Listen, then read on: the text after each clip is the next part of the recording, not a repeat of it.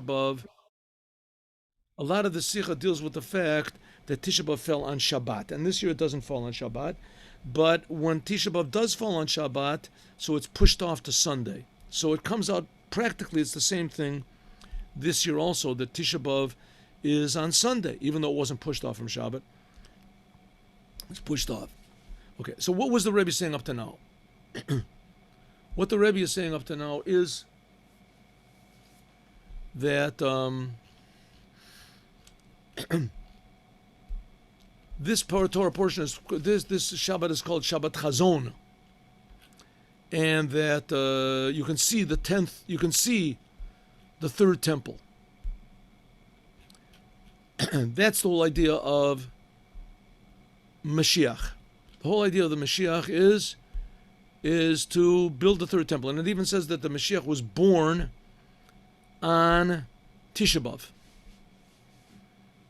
And so it comes back, that's his birthday, so it comes back every single year on Tisha B'Av. And that's the whole idea of the joy and the pleasure that we can feel now the day before Tisha B'Av, and God willing, Tisha B'Av will be transformed. The third temple will be built. And so it's all waiting for us. That's the point the Rebbe wants. It's ready, waiting. We've been waiting for it 1,000 years. And that's the whole idea of Tisha B'Av being transformed. Yesh lo, see if we can add on, shir b'kaviyut zu, that when we have such a situation, Tisha B'Av, the Tisha B'Av falls on Shabbat, like this year it falls, like we say, on Sunday. Begam, also the beginning of the Bein HaMetzorim. Also the fast of the 17th of Av also was on Shabbat. Also this year also it fell on Sunday, is Nimsa, so it comes out that the beginning and the end of the 3 weeks of called the 3 weeks of retribution, from the time that the enemy broke into the walls until they destroyed the temple. There's 3 weeks. These 3 weeks, because it comes right before Shabbat, so it ends up that they're not really retribution. They're exactly opposite. The day of Shabbat is called Chemdat Yomim. The day of Shabbat is called the most precious of days, pleasurable day. And it's a pleasure, it's even a commandment to get pleasure on it. And since that it says that Achakeh bo kol yom shabo, the language of the Rambam that says, I will await every day that Mashiach should come. What does it mean? It's not a commandment to wait the Mashiach should come. It means you're supposed to expect him to come every second. And if he doesn't come, we're supposed to be tremendously disappointed. Hari gam machar, if so, tomorrow, loya tainus, so we're expecting that, right, this coming Shabbat, we're eating and we're drinking and etc. We're eating meat. And we're expecting that the day after, which is Tisha B'Av, that there won't be any fast. Mashiach is supposed to come, build the temple in one instant. And even if the Mashiach does delay, harizet tainit michutz latalza de peronios. If so, this is a fast which will be outside of the 3 weeks of punishment, because Shabbat negates it. Right? That's if Shabbat, this year, like I said, this doesn't exactly apply, but it applies that Shabbat is right before the Tisha B'Av. So it's not hard for us to imagine how Shabbat will just extend, so that there won't be any Tisha B'Av. Yesh Lomar, we can say, Shezem, Megala Gam, it's a tochen penimi shel tolta de peronios. This also is the inner content of what's called the 3 weeks of retribution. Kafishem and Neged, because what's the real meaning of these 3 weeks of retribution? God never does anything bad. That's a Judaism. God is good, and everything that God does is good. There's things that are good that are concealed, that are very concealed, and there's things that are good that are revealed. And sometimes the things that we think are good that are revealed are really not good for us. right? They're not good. Usually all the people that do sins, they think they're really doing a good thing. They enjoy it. And a lot of times it's totally opposite of what it says in the Torah. So the world has become very confused. What's the thing that'll unconfuse the world, make things clearly, if our minds are just in the right place? Just one moment.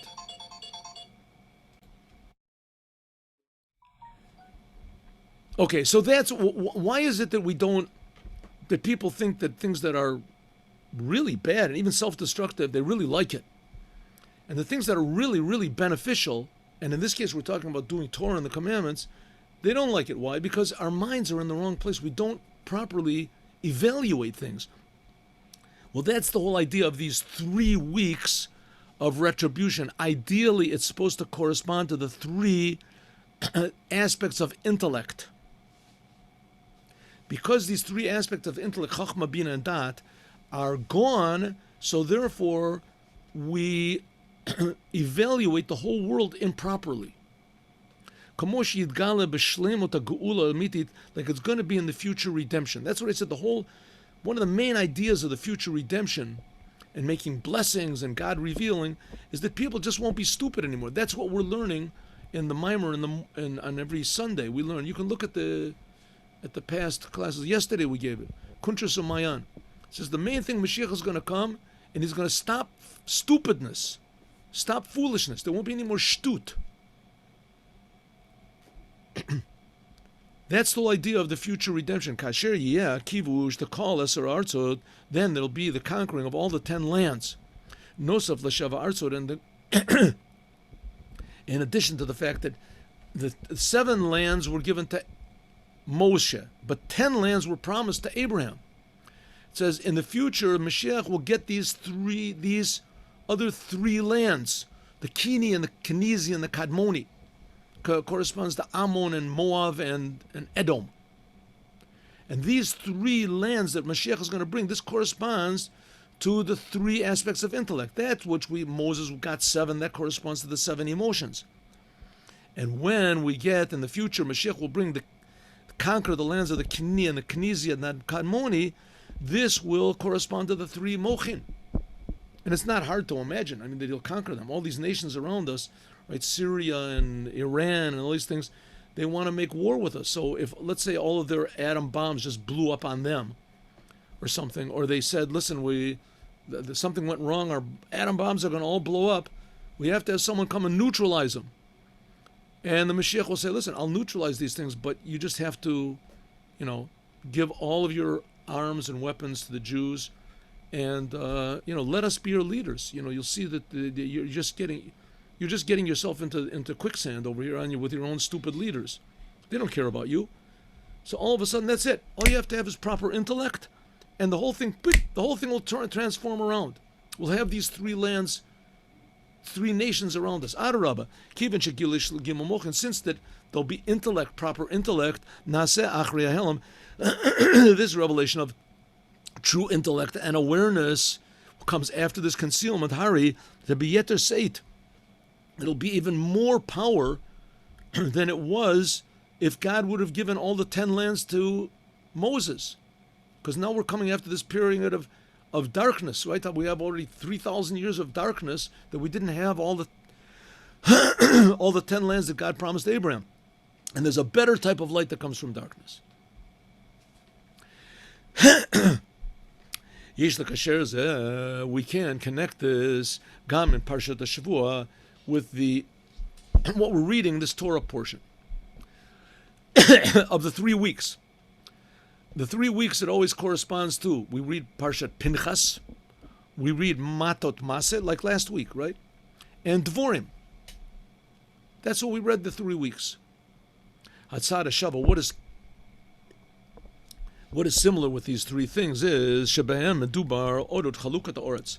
All 3 are talking about apportioning and settling the land of Israel. Parshas Pinchas, it talks about Elo Techalekat Oretz Benachala. Remember we talked about Ach Bagoral, that the lots that they would cry out. In Parshas Matot Maseh, we read just last week, is talking about Bnei Gad and Bnei Ruvain. They said we want to take our portion Over here, before, on the other side of the Jordan River, the eastern side, Uba Parshas Maseh, it talks about this is the land which will be divided up. It talks about the borders of the land. And last week's Torah portion. And this week's Torah portion, Devorim, it begins, Panu Lusulechem, Bo Hara Amori, Bakal Shechinav. It tells, Moshe is telling the Jewish people where they should go in order to take over the land. Kanani Valavanat Nahar Gadol Nad Paras. He tells them the boundaries of the land of Israel. Look, I am giving the land, come and conquer the land that God commanded you, etc. And finally it ends up conquering the land of Sichon, Ma'og, and etc. So all these three Torah portions that we read in these 3 weeks of retribution are talking about conquering the land of Israel. Ubapratiot Yoter, and even more, Begimel Parshiot, in these 3 Torah portions, Meduber, it's talking about Chalukat Eretz Kula. It's talking about not just dividing up the land, how Moses got it, but it was talking about the whole entire land. All of Israel that God has promised to the Jewish people, not just Be'ever Yarden, not just west of the Jordan River, Marava, Elegam Be'ever Yarden Mizrach, also on the eastern part, what Bnei Gad and Bnei Ruvain, they got. These are the lands that the Jewish people are going to inherit in the future with the Mashiach. Shezeh haya hatchala, the kibush, v'chalukat eretz gimel amim. This was the beginning of the conquering of the Kini and the Kenizi and the Kadmoni, Edom, Moab, and Ammon. V'atida liot, and this is going to be the inheritance of the Jewish people in the future. You see, the Jewish people, they're not like any other nation. The Jewish people, they have a land which was given to them by God.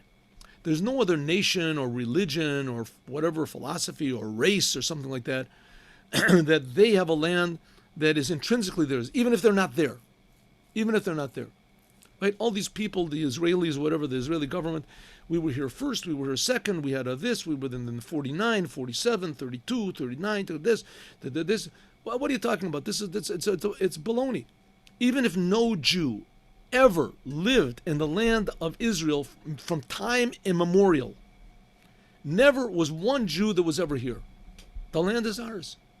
The land belongs to the Jewish people. God promised it to Abraham, and that's it. It's ours. It's promised. Even if no Jew ever lived here in the whole history of the world, the land belongs to us. And the fact of the matter is that there were Jews. Abraham was here. He took the land. Yaakov was here. Yitzchak never left. Right? So they were here. The land belongs to us, but not by virtue of that, by virtue of the fact that it's promised to us. When God promised the land of Israel to Abraham, and of course the reason is because God wants the world, the physical world, to be holy. Yesh Lomar, this is what we can say. This hints at also the Gimel Mochin. This also hints at the 3 upper sfirot of God, Chachma, Bin, and Dat. This is what's called the intellect, Shaboim, Yachad, that they come, when it comes together with the 7 emotions, that's what they conquered the 7 nations with. This corresponds to the 3 Shabboses of this week, because that's what it's talking about, the Torah portion, and the whole world comes from the Torah. The Torah portion of these 3 terrible weeks is talking about a wonderful thing. It's talking about the 3 aspects of redemption, the 3 aspects of awareness of God, and the 3 lands that are going to be given in addition to the 7 that we have on the west of the Jordan River. The 3 lands that are going to be the east of the Jordan River, Kasher Korim, when we read these 3 Torah portions, that from it comes, afterwards will come the 7 weeks of comfort. Ubavodas Adam, what does this mean to us? This is hinted at the service of Asakan Eretz Israel. This hints at what we talked about. Remember 3 weeks ago that the Tzemach Tzedek said to one of his Hasidim that wanted to come to the land of Israel, he said, your job is to make here the land of Israel. What does it mean? The Tzemach Tzedek didn't know that the Jewish people are supposed to be in the land of Israel, and that the Mashiach, that's the whole purpose, that God promised Eretz Israel to Abraham, Yitzchak, Yaakov, to Moshe. He promised it to him. He didn't promise Kiev to Lubavitcher. He didn't promise those places to the Jewish people. What's he telling the Chassid? To make Eretz Israel in Lubavitcher, in what is it, White Russia or something. says because the point is kivush v'chalukot chelko ba'olam, that the job of the Jewish people is to make the whole world holy. The whole world is supposed to be a dwelling for God. Ubetachlit hashlemut, machshava dibur u'maisa, that every place you are and every place thing you say, think, and do has to be holy. Jews are holy people, no matter where they are. And when Jews people act holy, think holy, and speak holy wherever they are, they make that wherever they are holy. And this is a preparation for the future redemption. Because just to come to the land of Israel and be here physically, right, in a way it's very, very counterproductive. Because it's like coming into the palace of the king and spitting at the king's face. Right? On one hand, it's very nice that you came to the palace of the king. But on the other hand, you have to act properly.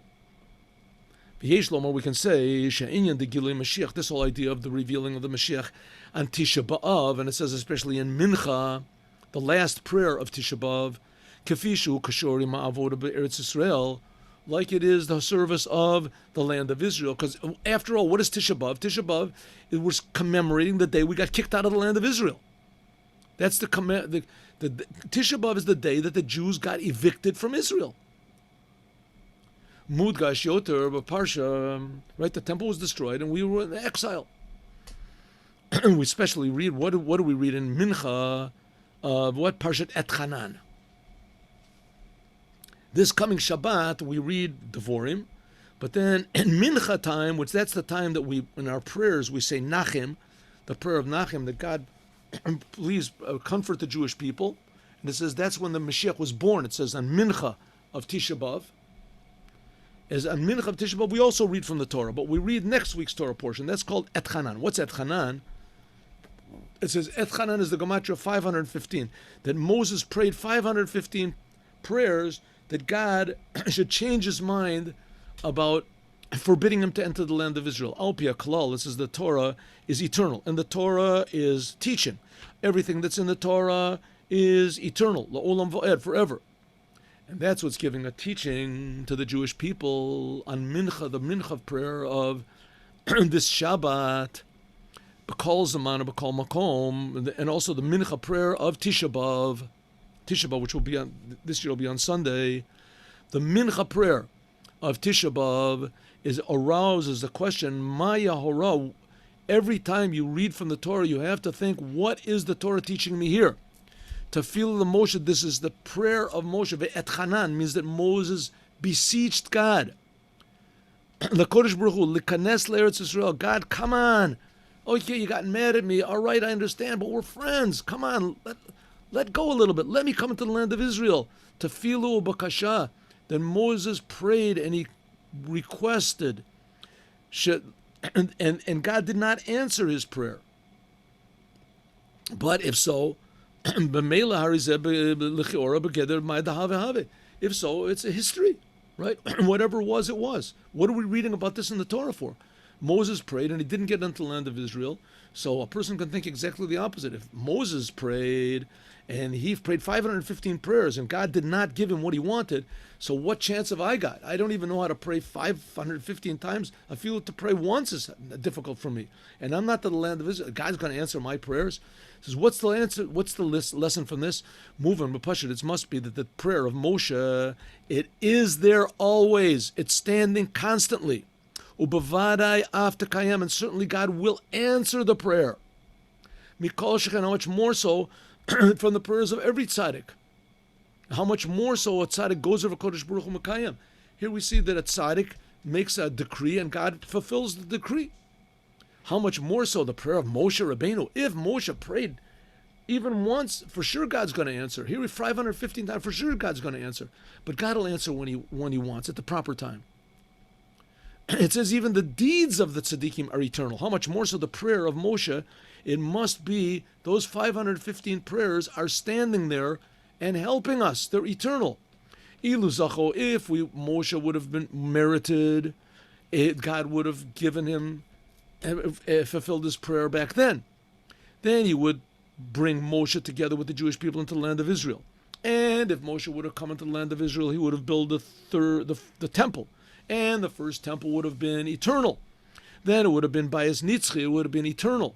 And that would have been the Gula Mit. All the Jewish people were there. That's it. That's the future redemption. Hagula Shlema. But for whatever reason it was, Mipenei Sibot Shonesh, for whatever reason it is, as Moses' prayer was not answered then, as Bapoil, in this physical world, and because of the decree that God made and whatever that he would stay in the desert. Some people say it was in order that Moses would stay in the desert with all the people that died in the desert. He wouldn't leave them. Whatever reason was, God did not answer Moshe's prayer of Aliyota because it's the prayer of Moshe. And because Moshe prayed, not just one prayer, but 515 prayers, Tav Kuf Tetvav prayers, Hivarai, certainly that prayers, Moshe's prayers will be answered. But it'll be later. When will it be? In the Geula Mitit V'Shlema, in the future redemption, by means of the Mashiach, that it says that Moshe was the first redeemer, and Moshe will be the last redeemer. And the virtue of these prayers of Moshe that are standing there eternally is this will break through the iron curtain of exile, and he'll take us into the land of Israel and a redemption that there's not any exile after it. Yotzim is this, so it comes to this, that the prayer of Moses is standing forever, and it is having its effect. Just that what didn't have its effect back then. And when Mashiach comes, we'll realize why. In any case, after time, Kishetavo Agula Nitzri, is when the future redemption will come. Like we say, if God would have answered back then that would have been the total redemption, and there wouldn't have been any holocausts and destructions and expulsions and all these terrible things. But for whatever reason it is, God didn't answer the prayer. We'll understand why in the future, but nevertheless we can understand that those prayers were not thrown away. God didn't say, I'm not answering them, that's it. Right? I'm canceling out the prayers. No, the prayers are eternal, and they're standing there and they're helping us every moment, but especially the prayer will be answered totally in the Geula Amitit, in the future redemption. Keshavua Geula Nitzris, the eternal redemption. It'll just be eternally good. And Moshe, that he's the first redeemer, he'll also be the last redeemer. He'll bring all of the Jews into the land of Israel. What can we learn from that? What are we supposed to do? Moshe began his prayers when he said, Moses said, God, you began. Petach liyotu mitpalel. Said, God, you started showing good to the Jewish people. You took them out of Egypt and etc. Even though that there was made this decree that Moshe would not go to the land of Israel because he'd struck the rock. Omrlo, God said, Mimcha lamarti. No, Moses said to God, from you I learned. Shalmarta li, you said, Ata henicha li, when there was the sin of the golden calf. So God said, okay, stand aside, Moshe, I'll wipe out all the Jewish people. Oh, so Moshe said, oh, it depends on me. You're telling me to stand aside? What I was stopping you from doing the punishment for punishing the Jewish people? But God wanted me to know that everything depends on me. That everything depends on me. Litpalel, that I should have prayed. And I did pray for the Jewish people, and God did forgive them. So if everything depends on me, so I thought that maybe now, listen, if you changed your mind, God, about the Jewish people, you said you were going to wipe them all out, and you asked me to stand aside, and you changed your mind about that. So here I'm just one little Jew. Come on, I didn't do anything so bad. I didn't worship a golden calf. I struck the rock. Come on, God. And you told me it depends on me. Right? It depends on me. So if so, I thought, you can do it, God. No one's going to stop you. And so that's what it was talking about, going into the land of Israel and bringing the future redemption to all the Jewish people. Even though that Moses knew about the decree, nevertheless, Moshe did what he had to do. Listen, God, I know what you said. I know what I have to do. I'm going to pray. V'od palmi play, and I'll pray again. V'shuv palmi play, and I'll pray again. Ad shit palel, until he prayed 515 prayers. Or maybe we can say it was one long prayer, that permeated all of the 15 times 500. Tuf Kuf Pamim Tuf Dargos. Maybe it went through these 515 levels of the order of creation between every single whatever's level of heaven or whatever it went. In any case, he did everything that he could to negate the decree, as we'll continue, God willing, tomorrow. We have to remember where we are. Yeterem Mizeh, right? And Chet. Beautiful, beautiful. Let's just do Hayom Yom. Let's do Hayom Yom. One second. Oh, you got to put this thing over here.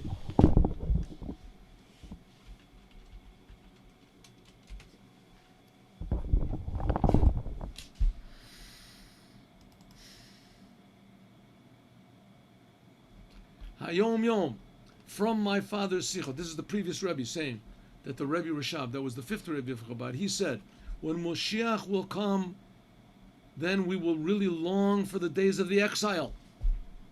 Huh? Mashiach will come, there won't be any more trouble, no more problems. There'll be joy in the world, but we'll still long for the days of the exile. That's Jews, right? Always got to complain about something. We'll say, wow, it's really great, Mashiach is here and there's no more trouble, but I really sort of long for those days of exile. Why? Why? Because in the days of exile, we were really serving. We were really breaking ourselves. Then we will really feel distress as I didn't do enough back then. Then we will feel the deep pain caused by our lack of service.